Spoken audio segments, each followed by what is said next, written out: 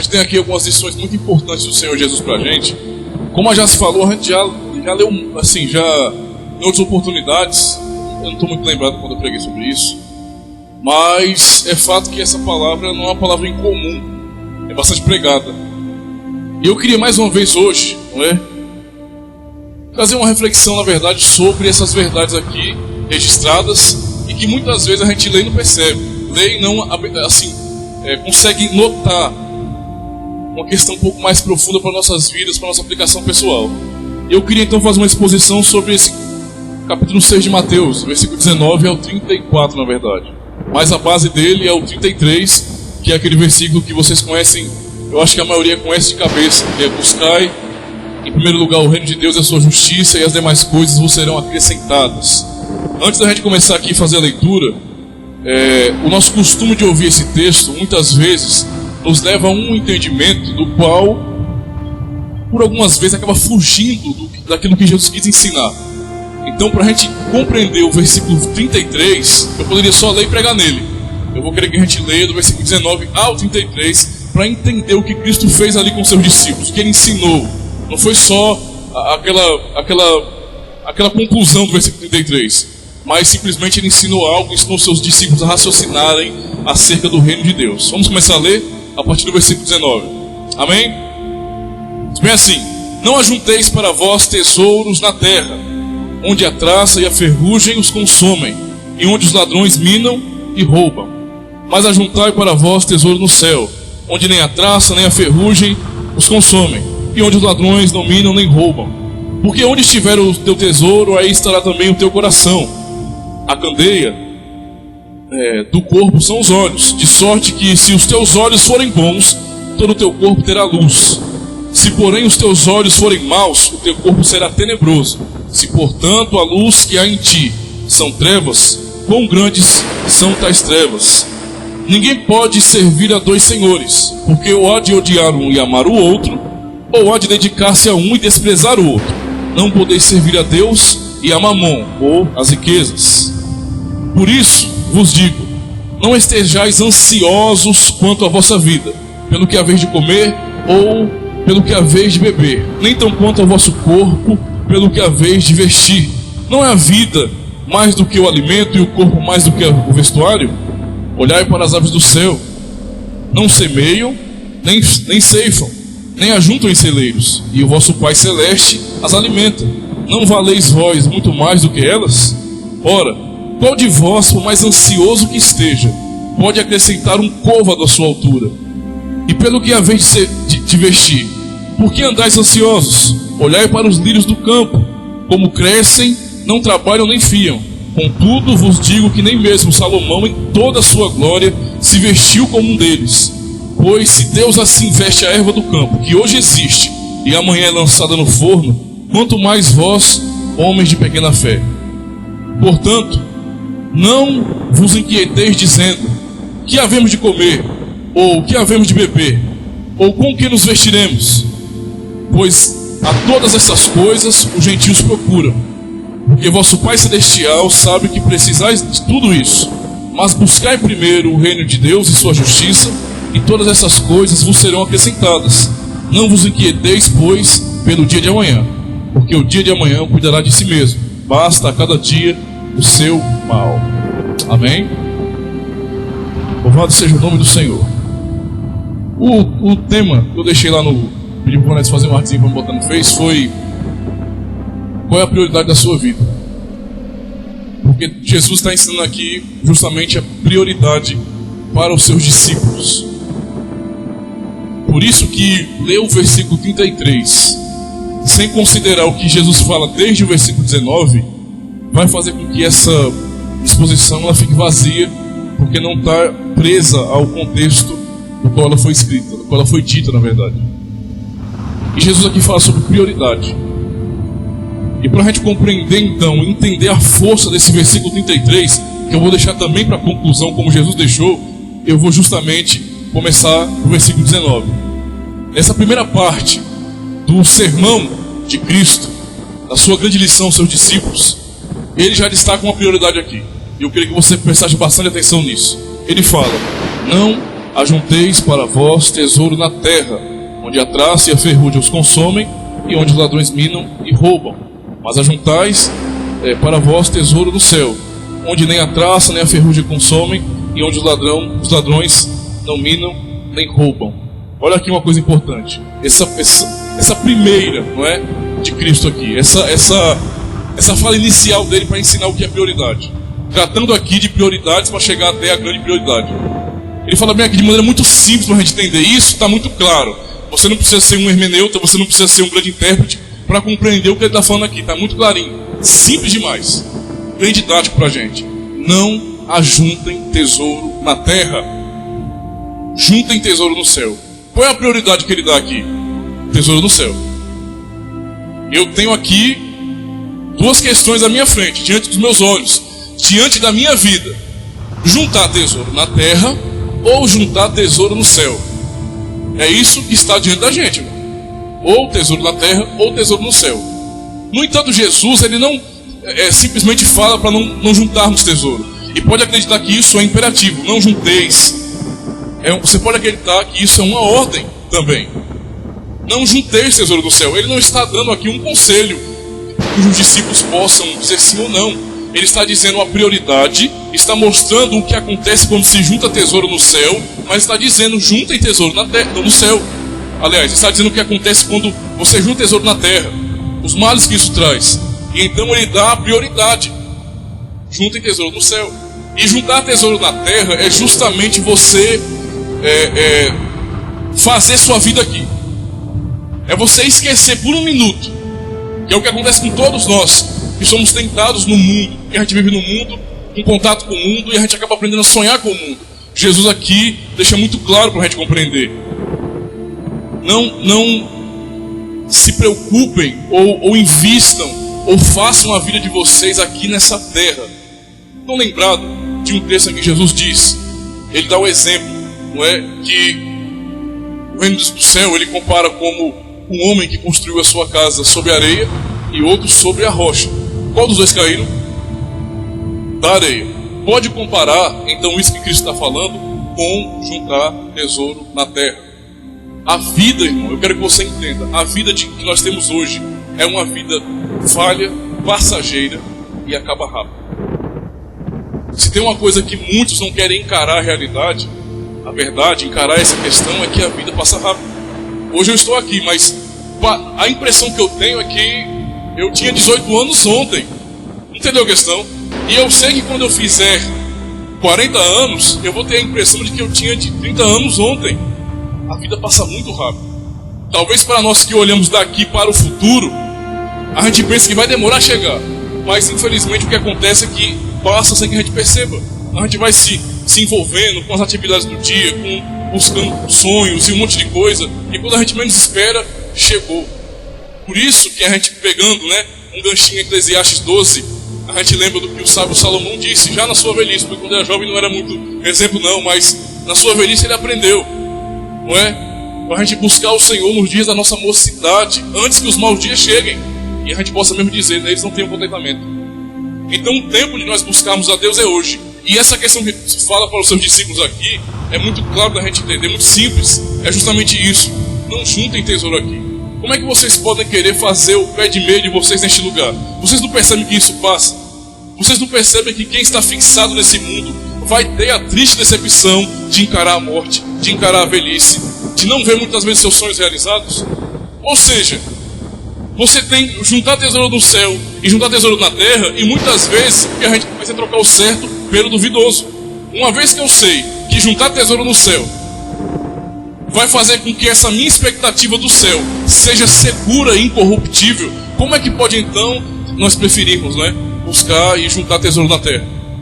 Isso é um ponto inicial que ele mostra para a gente sobre o que é prioridade para os seus discípulos e automaticamente para nós que os ouvimos hoje, porque essa palavra é para a gente também.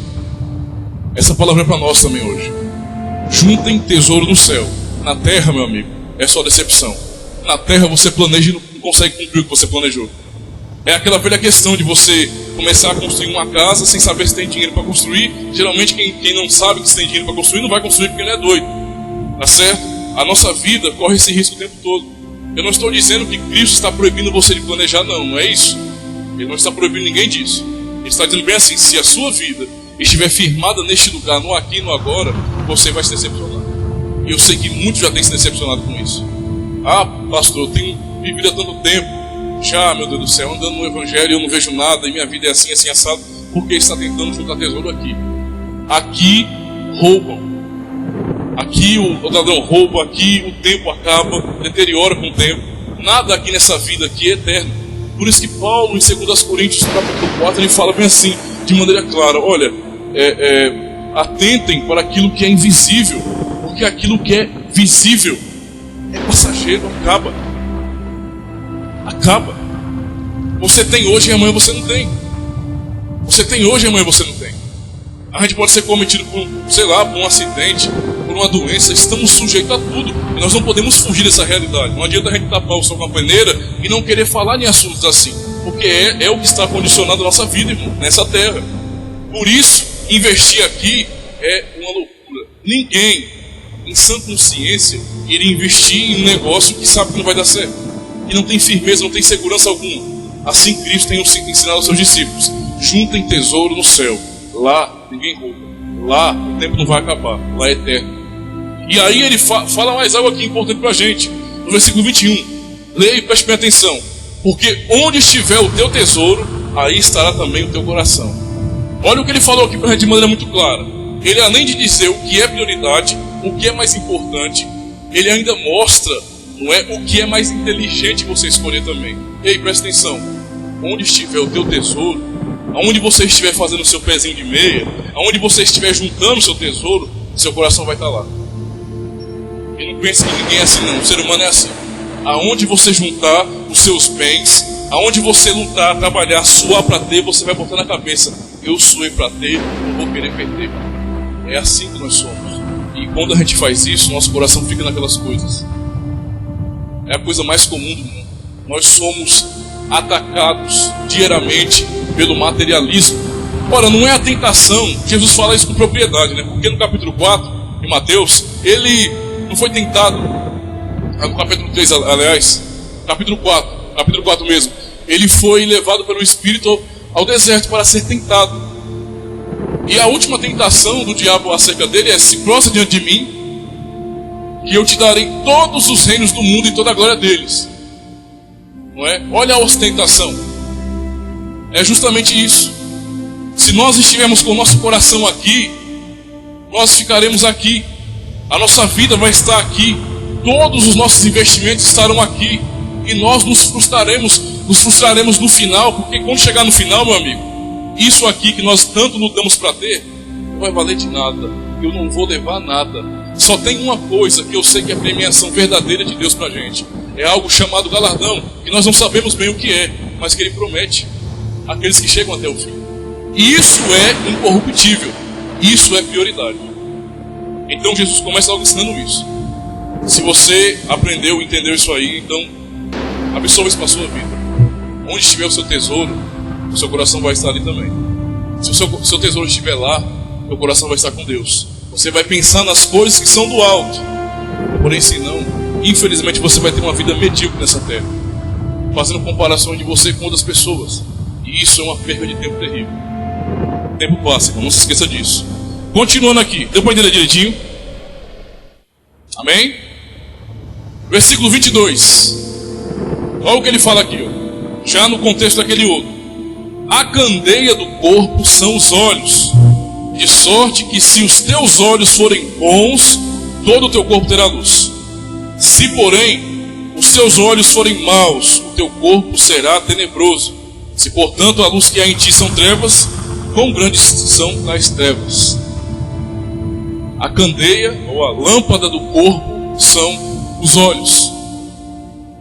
Eu já falei algumas vezes aqui nessa igreja, eu acho que você já sabe de cor, não é possível que não saiba. O que é cosmovisão? O que é cosmovisão? Bem,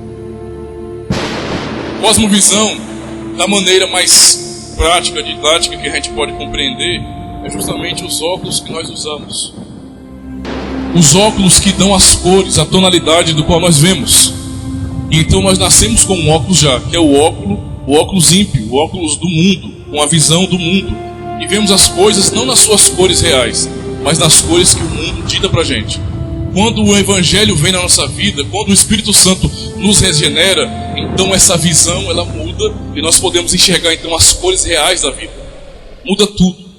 A sua forma de encarar a vida, a sua forma de ver as coisas, de interpretar as coisas vai ser mudada. Presta atenção nesse texto aqui. A candeia do corpo são os olhos. De sorte que se os teus olhos eles forem bons, todo o teu corpo terá luz. Agora se não for, está ruim. Se os teus olhos não forem bons, se a tua cosmovisão não foi transformada pelo Evangelho, se a visão de Cristo não está sobre você, se você ainda não entendeu o que é prioridade na sua vida de acordo com o reino de Deus, você não vai enxergar as coisas da maneira que deveria enxergar. E você vai olhar as coisas de uma maneira má, gananciosa. Qual é o contexto que nós temos aqui? Sobre juntar tesouro no céu e na terra. O que é que você está vendo que é bom para a sua vida? O que é que você tem enxergado que é bom para você? Tesouro na terra ou tesouro no céu? Eu sei que muita gente pode olhar assim, poxa, aqui mesmo, realmente, eu acho que eu estou vacilando. Outros podem fazer isso aqui, ó. Você conversa, ou é conquistar, ou é correr atrás mesmo do meu sonho e não sei o que. Como eu disse, Deus não está proibindo a gente disso. Ele só quer que a gente enxergue as coisas da maneira dele. Ele quer que a gente enxergue as coisas da maneira que o Evangelho nos dá. É simplesmente isso. A visão que Cristo tem das coisas é diferente da do mundo. E nós muitas vezes estamos pegando esses óculos que a sociedade nos entrega com suas filosofias ridículas e mentirosas, e enganosas, e colocamos e começamos a enxergar as coisas desse jeito. Eu conheci alguns jovens ano retrasado, na escola ainda, e gente, assim, jovem gente boa que só, mas eles entraram na faculdade. A faculdade não é o cão, não é o demônio, não é? A gente tem que fazer. Se o Senhor nos der a oportunidade, a gente tem que abraçar. Mas essas pessoas entraram lá sem conhecerem uma visão realmente cristã das coisas, e então adotaram os óculos que a faculdade nos deu.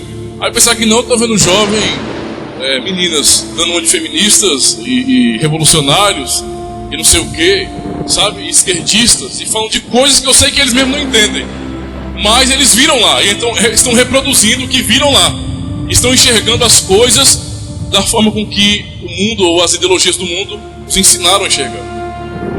O Evangelho, quando vem nas nossas vidas, ele muda isso, ele muda, a minha perspectiva de vida muda completamente. E a gente vai entender isso no desenvolver do texto. Se os teus olhos forem bons, se a tua visão foi transformada por Cristo, para que você enxergue realmente o que é prioridade na sua vida, jamais então você vai querer juntar tesouro na terra, porque os seus olhos são bons. Os seus olhos foram transformados. E agora esses seus olhos que são bons, eles são realmente luz para o seu corpo todo, e a sua vida toda vai ser influenciada por isso. Mas olha o que ele fala mais adiante. Está dando para entender aqui, irmão? Qualquer coisinha, dá um grito aí. Tô brincando, não vou gritar não. Vamos lá. Versículo 24. Ninguém pode servir a dois senhores, porque ou há de odiar a um e amar a outro, presta atenção, ou se dedicará a um e desprezará o outro. Não podeis servir a Deus e às riquezas. Está dando para entender do versículo 19 até aqui aonde Jesus quer chegar? Olha o que Jesus está falando para os seus discípulos. Jesus está os ensinando a raciocinarem de acordo com o reino, porque o raciocínio de lá é diferente. Isso é um fato. A fé que nós recebemos de Deus não é o acredito, é o conhecimento que Deus nos deu. O que a Jace leu, Jace não, foi o Iranildo leu no início do culto, João 17,3, que a salvação, a vida eterna é essa, e conheçam a Ti, como único Deus verdadeiro, e a Jesus Cristo, a quem enviaste. Conheçam. Deus se dá a conhecer, Deus se revela, nos traz conhecimento de quem Ele é. Então observe isso aqui. É o que a fé bíblica representa. Não existe não conhecer a Deus e ter fé. Isso é crença, meu amigo. Toda religião tem. Todo mundo tem uma crença. O ser humano natural tem condições de acreditar em alguma coisa. Todavia, crer realmente, ou receber a fé, ter fé em Jesus Cristo para a salvação, para a mudança de vida, é Deus quem faz essa obra na gente. São esses óculos que Ele nos dá. Aí observa aqui a questão: vocês não podem servir a dois senhores. Irmão, Jesus começou a falar de tesouro, falou sobre a nossa cosmovisão, os seus olhos, e agora Ele vem falar sobre: eu não posso servir a dois senhores. Ou eu sirvo a Deus, ou eu sirvo a riqueza, ou Mamon, como ele trata na verdade. Mamon é um deus pagão que representava a riqueza. Jesus coloca aqui para os seus discípulos que buscavam aquilo que os gentios também buscavam, coisas e bens materiais. Jesus coloca esse anseio material ou desejo por ter o dinheiro como um Deus e como um rival dele mesmo. Observe uma questão: ou você, entenda, você tem dois senhores aqui. Você tem Deus e você tem Mamon. Você tem Deus e você tem a riqueza. Ou você serve a um. Quando você servir a um, você vai aborrecer o outro. Entendeu a questão? Ele está ensinando eles a raciocinarem. Se vocês servirem a Mamon, vocês vão aborrecer a Deus. E se vocês servirem a Deus, vocês vão aborrecer a Mamon. Isso é muito lógico para a gente compreender. É o que ele está ensinando. E então ele coloca o dinheiro, a riqueza, os anseios naturais do ser humano como um rival a Deus. Então o negócio aqui não é para ser encarado de maneira bobinha, não, é sério. Isso é muito sério. Sério demais até. Se isso é uma realidade, então todas as vezes que eu me debruço em buscar riqueza para mim, eu estou cometendo um pecado de idolatria, de avareza, de tudo. Eu estou fazendo de Deus o meu inimigo. Entendeu a questão?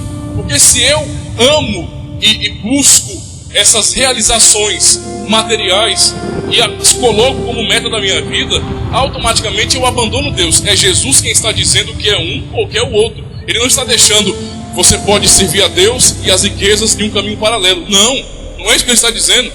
Ele está dizendo de maneira muito clara: se você fizer isso, se você servir a um Senhor, você vai aborrecer o outro, porque você não pode servir os dois. Não é uma linha de trem que se encontra no horizonte, não, irmão. São caminhos opostos. É o que Tiago 4 fala sobre infiéis. Não sabeis que a amizade do mundo é inimizade contra Deus? Inimizade contra Deus. O fato é, está posto diante de nós, na nossa vida, dos nossos olhos, essa maravilhosa opção, que só pode ser decidida de maneira sábia se os nossos olhos forem bons, para que haja luz em nosso corpo. Se os nossos olhos não forem bons, o que nós vamos escolher? Sempre aquilo que é mal, que é contra Deus.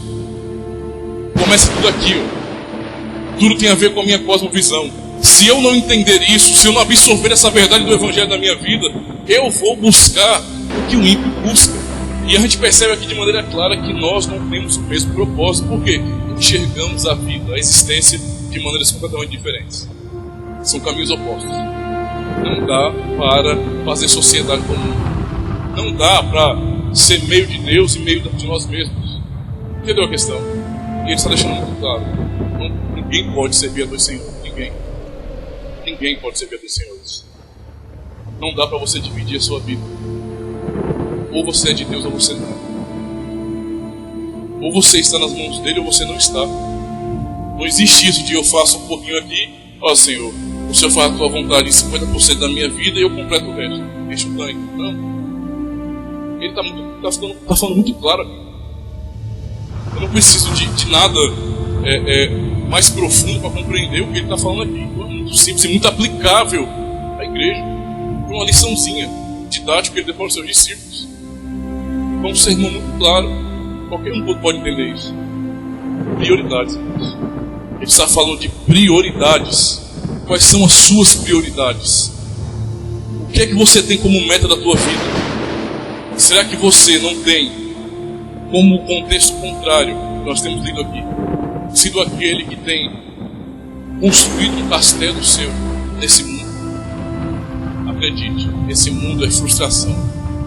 Esse mundo não vale a pena viver nele com a intensidade que o mundo mesmo oferece. Nós só podemos ver intensidade com Deus, sabendo que o que Ele tem é incorruptível, é inabalável, ninguém nos toma. É isso que Jesus está falando. Qual é a sua prioridade? Vamos adiantar aqui. Agora, eu quero entrar nesse assunto.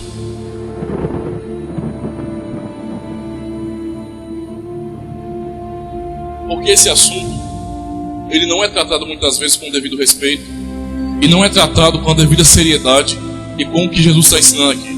Jesus prepara eles para essa fase 2 aqui. Para essa parte 2 do seu sermão.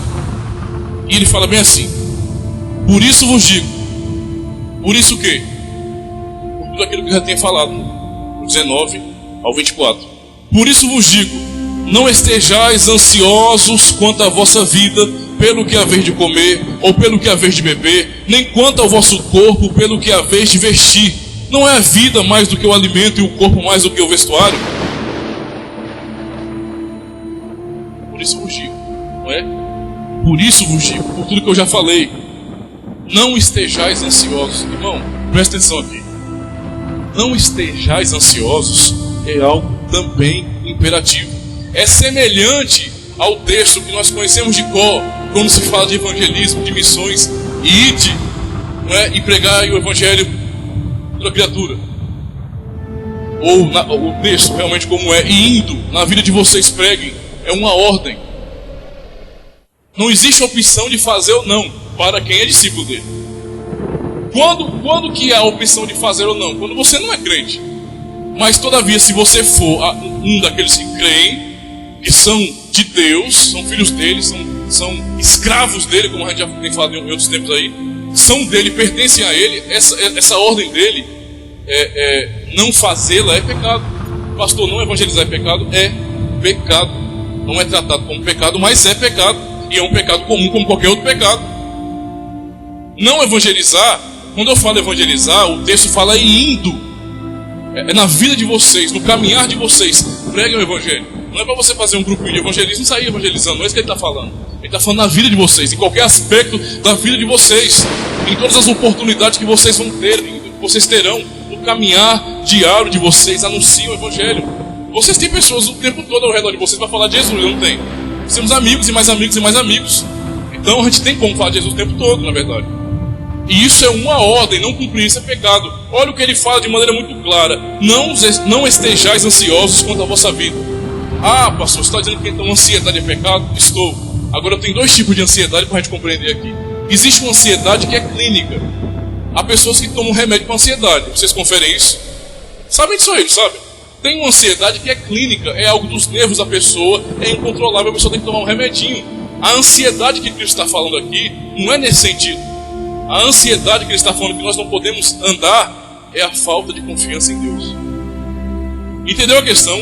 Se eu estou ansioso, não porque eu tenho algum problema de nervo, mas estou ansioso porque eu não consigo confiar que Deus cuida de mim, eu estou pecando com isso. E ele está dizendo isso. Não estejam ansiosos, é algo imperativo. Isso é um pecado, mais um pecado, do qual muitas vezes nós cometemos e não é tratado como pecado.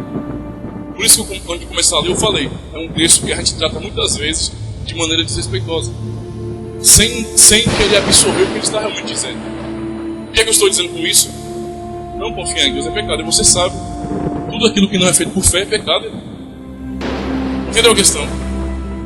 Eu não estou dizendo que às vezes você não seja acometido por isso.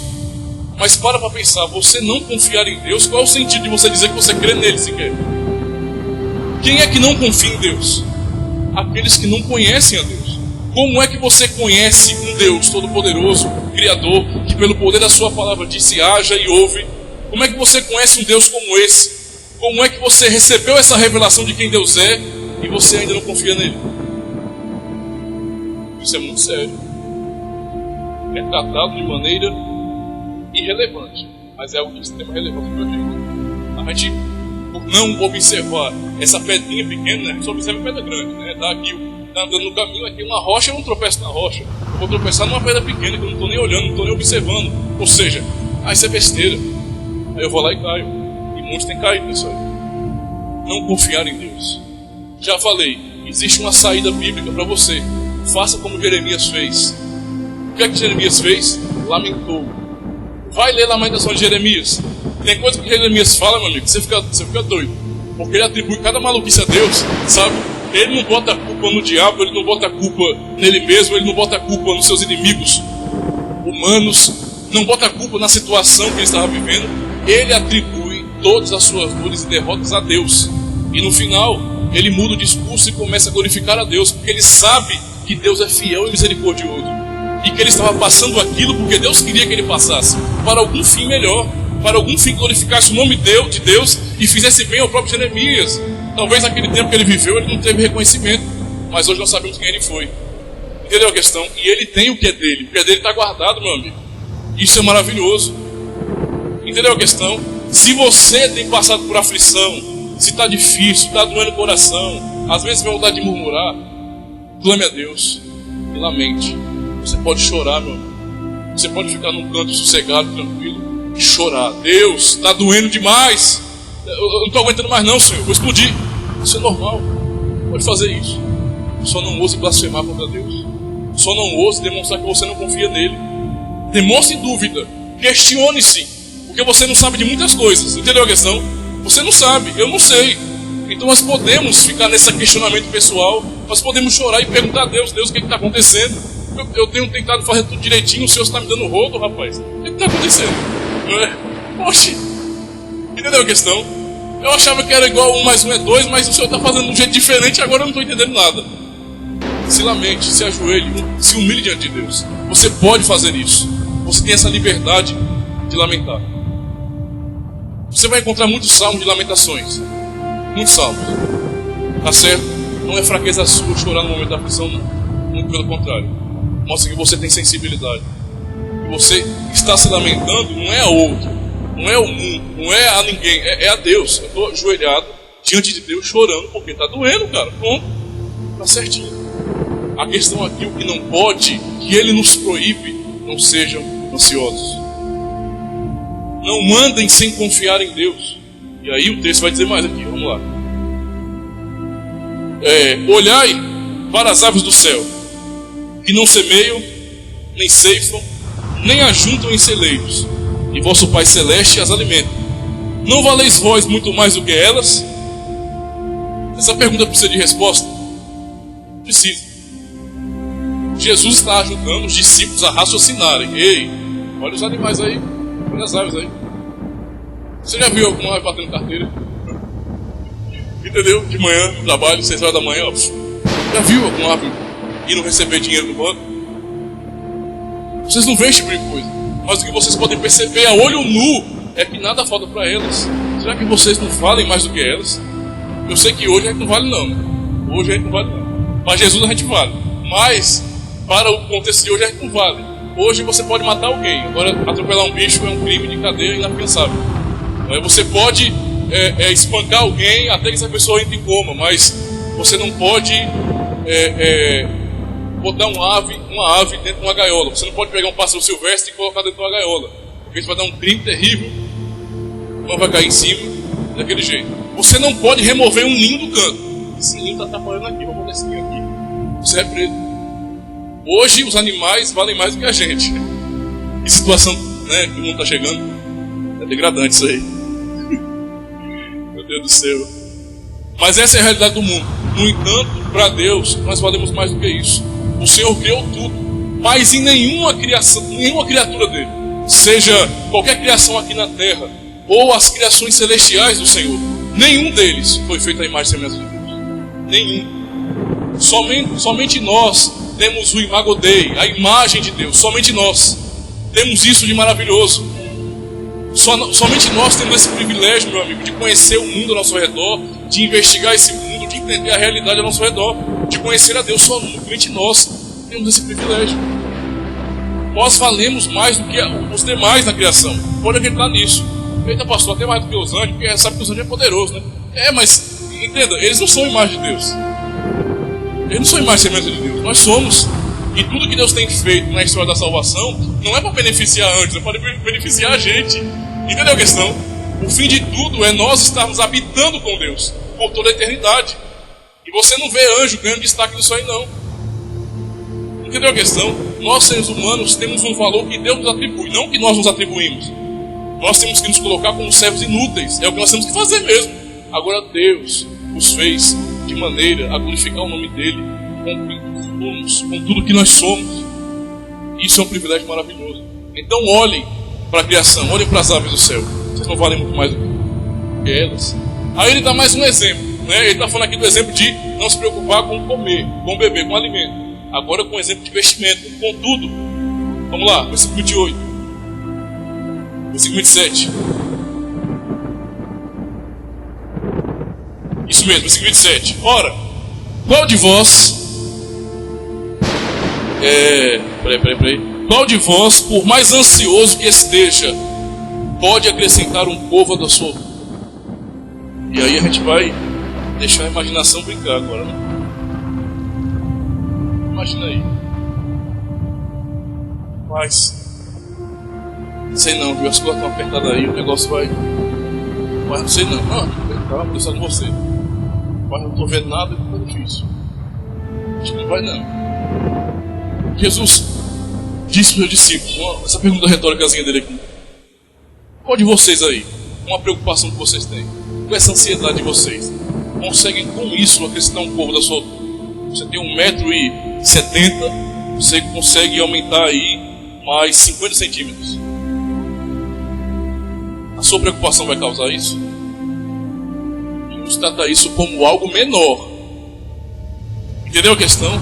Como algo menor. Porque para ele isso é besteira ou não? É. Mas a gente não consegue fazer isso. Se a gente não consegue resolver um problema como esse, por que a gente está se preocupando com outras coisas? A minha preocupação vai resolver o problema? É o que ele está falando aqui pra gente. Você ficar com o cabelo branco, que nem eu estou ficando, ficar agoniado, mas não é pegar preocupação não, irmão. Tá certo? Aquele esqueminha que eu falei. Quando o negócio está doendo, o cara corre pra cá e chora. É só isso. Tá certo? Chorar. Mas por que vocês então estão deixando com que essa preocupação consuma a vida de vocês? Estão morrendo. E morrendo antes que a morte chegue. Estão vivendo como já estivesse lá. Ó, o fim está ali, eu estou vendo o fim agora. Falta muito pro fim ainda, mas eu estou vendo o fim agora. A minha preocupação. E a minha preocupação em si não vai resolver aquele problema do fim. Não vai. Ele está falando isso aqui. É algo inegociável. Ele está ensinando isso para os seus discípulos. Não se preocupem. Vocês precisam confiar em Deus. Ah, pastor, já tentei tanto confiar em Deus e mesmo assim a pessoa se ferra. Olha, bom, faça uma autoanálise em você mesmo, não na vida dos outros, na sua vida. E tente enxergar em você se você, no meio da tribulação, da dificuldade, não foi aquele que murmurou, que deixou de orar, clamar a Deus, que se afastou da palavra. Entendeu a questão? Muitos de nós agimos assim e ainda queremos cobrar alguma coisa de Deus. Nós precisamos confiar nele. Não confiar em Deus não é ir com medo de cair, não. É se entregar para ele de corpo e alma. Mas que vida e religião cebosa é essa que a gente vive? Que é uma religiãozinha de dúvida. E a gente vive na interrogação, o ser ou não ser, como o tempo do acampamento. Que religião é essa que eu não sei o que é que vai acontecer com minha vida lá na frente e eu estou à busca de preparar o meu futuro? Eu tenho que preparar o meu futuro, porque um dia eu vou ficar velho, e se eu ficar velho, eu não me preparar, a minha velhice vai ser ruim. Esse problema aqui, pra gente, foi resolvido. Nós temos um futuro pronto. Mas não está construindo a história. Esqueça disso aí. Não se esqueça que ele revelou o início e o fim de todas as coisas. Ou seja, o seu futuro, meu querido, Deus garantiu. Então, por que você está se preocupando ainda? Entendeu a questão? Você pode viver para ele agora, sem estar morrendo e se preocupando com coisas vãs. Coisas vãs. E a comparação que ele faz aqui para a gente é o todo. Ei, presta atenção. A prioridade de vocês não é estar preocupado com essas coisas, não. Porque Deus cuida de vocês. Vocês não podem confiar nisso, não. Vamos adiantar aqui mais um pouquinho. E pelo que haveis de vestir, por que andais ansiosos? Olhai para os lírios do campo, como crescem, não trabalham nem fiam. Contudo, vos digo que nem mesmo Salomão em toda a sua glória se vestiu como um deles. Pois se Deus assim veste a erva do campo, que hoje existe e amanhã é lançada no forno, quanto mais a vós, homens de pequena fé. Você percebe que são palavras de Jesus aos seus discípulos, que o problema não está nele. Deus está com problema? Não, é a gente, irmãos. O problema está em nós, em não confiarmos em Deus. Dizer que crê em Deus, na nossa cultura é muito fácil. A gente fala que ama de maneira fácil. Não é verdade? A gente fala que ama o tempo todo. Eu te amo, eu te amo, eu te amo. É o coisa mais simples do mundo. A gente chora muitas vezes sem entender sequer o que estamos cantando, dizendo que amamos Jesus, sem entender o que estamos cantando. Nós temos essa facilidade de nos entregar às emoções. Mas a questão aqui é que nós podemos confiar em Deus. Se Deus, Ele cuida e Ele dá beleza a essa criação maravilhosa. Eu lembro agora daquela música dos galhos secos de uma árvore qualquer. Entendeu a questão? Deus cuida dos lírios dos campos, de toda a sua criação Ele está cuidando. Entendeu a questão? A ponto de Ele comparar dessa forma com Salomão, que nem toda a sua glória se vestiu como um deles. E olha que esses lírios aqui, eles são lançados amanhã no fogo. Eles são queimados, eles não servem mais para nada. Se Deus se preocupa com um detalhe tão mínimo, tão bobinho para a gente como esse, de manter o ciclo da vida perfeito, de cuidar da sua criação de forma soberana, vocês acham que Ele não está se preocupando com você também não, é? Pelo amor de Deus, nós somos filhos dEle. Entendeu a questão? Ele está sim de olho em você. Ele está te vendo. Ele está te contemplando quando você chora, quando você está alegre. Ele está vendo tudo isso e está cooperando para que você venha crescer e amadurecer para Ele. Ele está cuidando de você.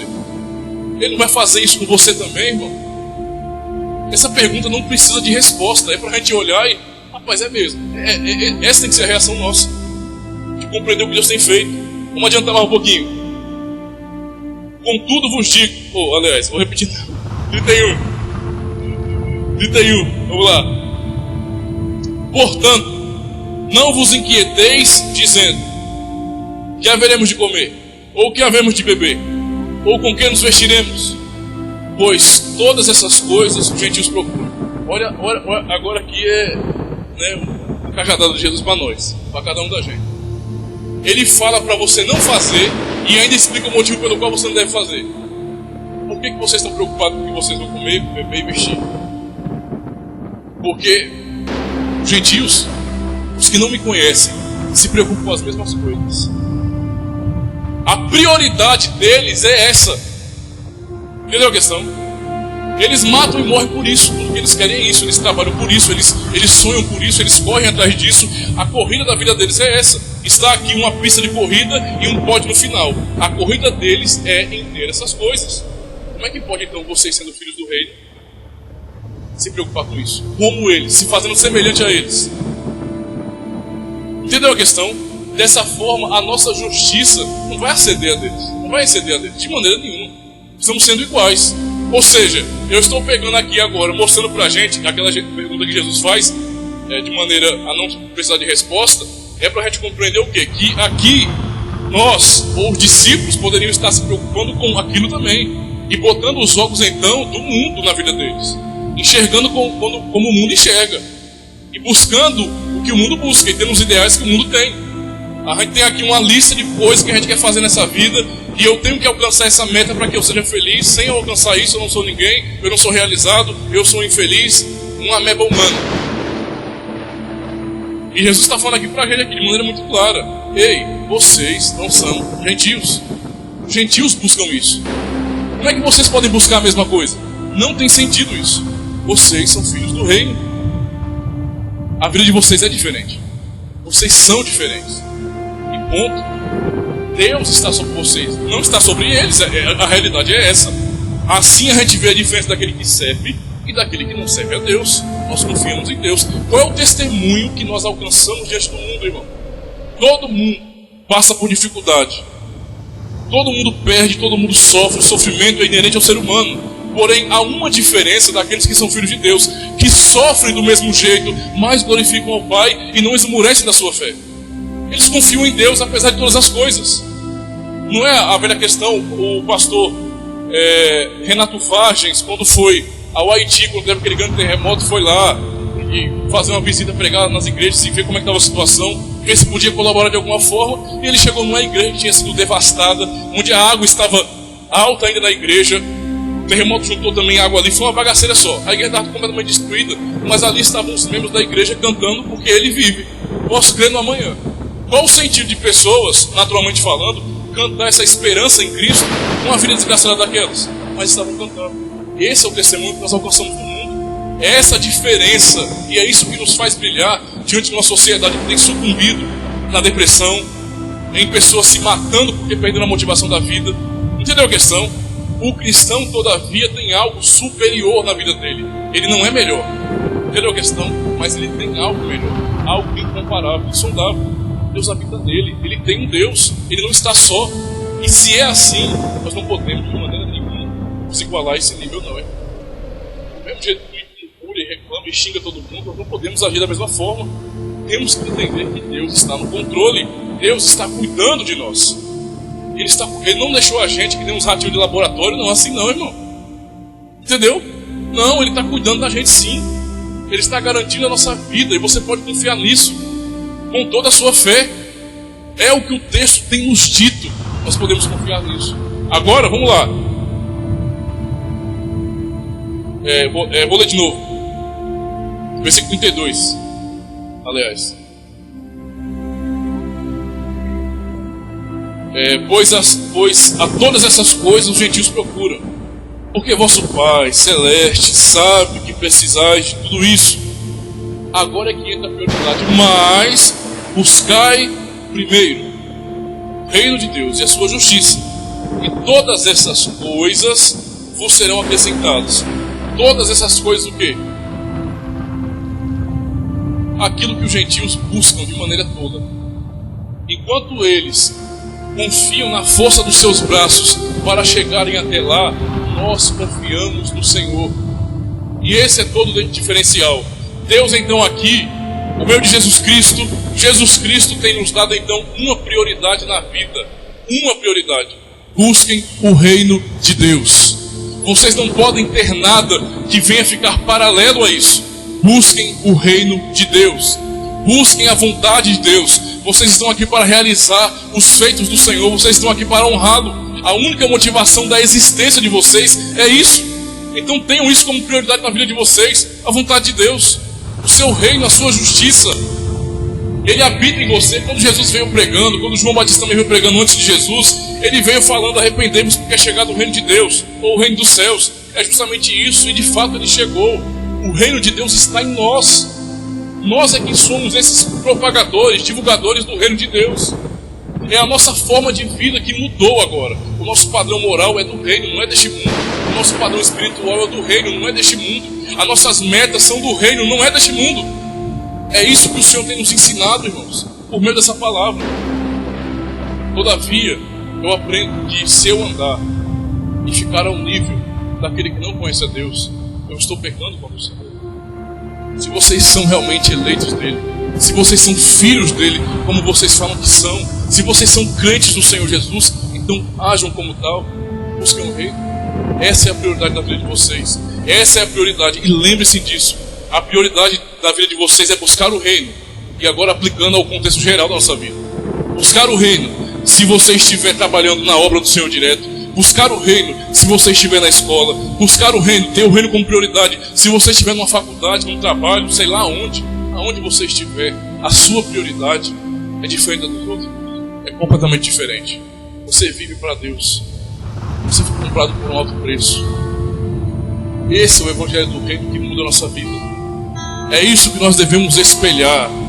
Não viver assim é pecado. Não viver assim é um pecado como qualquer outro. Estamos errando muitas vezes. Então guarda essa palavra no teu coração e aprenda a ter prioridade. Qual é a prioridade da sua vida? É você mesmo? São os seus sonhos que são falhos? As suas metas que são falhas? Ou fazer a vontade daquele que te salvou? Daquele que te tirou das trevas e colocou na sua maravilhosa luz? Estamos aqui por Ele. Vivemos e respiramos por Ele. Não se esqueça disso. Amém? Oremos ao Senhor. Senhor, Essa palavra, Senhor, não é fácil de muitas vezes ser encarada, Senhor. É uma palavra às vezes até dura. O Senhor tem nos ensinado lições maravilhosas aqui sobre o que é prioridade em nossas vidas, Senhor. Nos ajuda a compreender isso e aplicar em nossas vidas. Nos ajuda a entender, Senhor, que não estamos aqui para viver para nós mesmos, mas para viver para Ti, para exaltar o Teu santo nome, Senhor. Em todas as áreas da sociedade, o nosso foco tem que ser o Teu reino, porque é essa a prioridade que o Senhor nos deu. Buscar o Teu reino e a Tua justiça. Ajuda-nos a compreender isso e glorificar o Teu santo nome, Senhor. Muda a nossa cosmovisão. Molda-nos a imagem Tua, Jesus, para que sejamos finalmente membros de uma família enorme, tendo o Senhor como nosso irmão principal. Aleluia, Senhor. Mais que os prazeres, minhas vontades, precioso és para mim.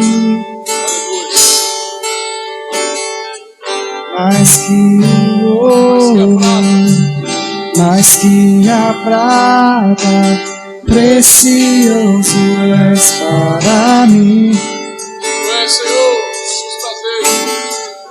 Mais que os prazeres, minhas vontades, precioso és para mim.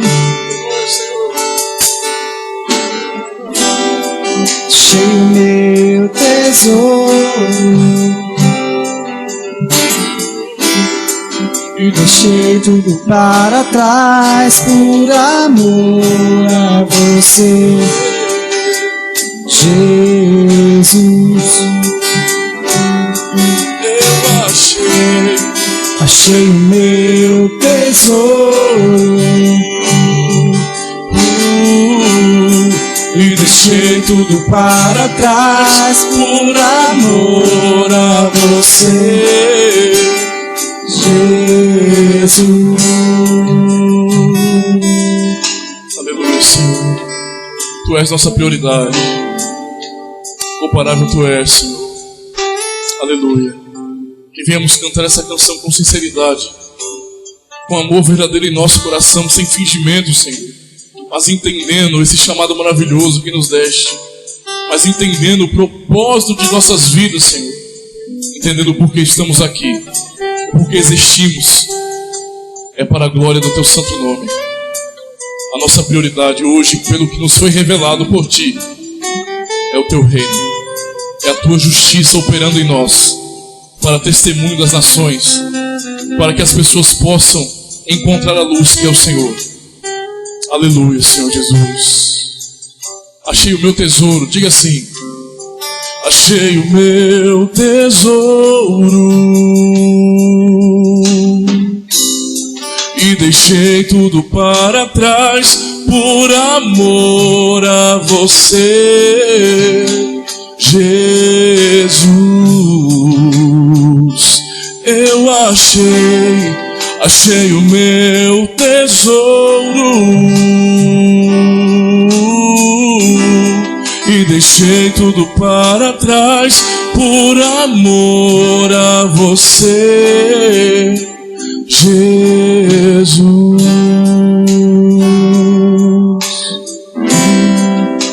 Jesus.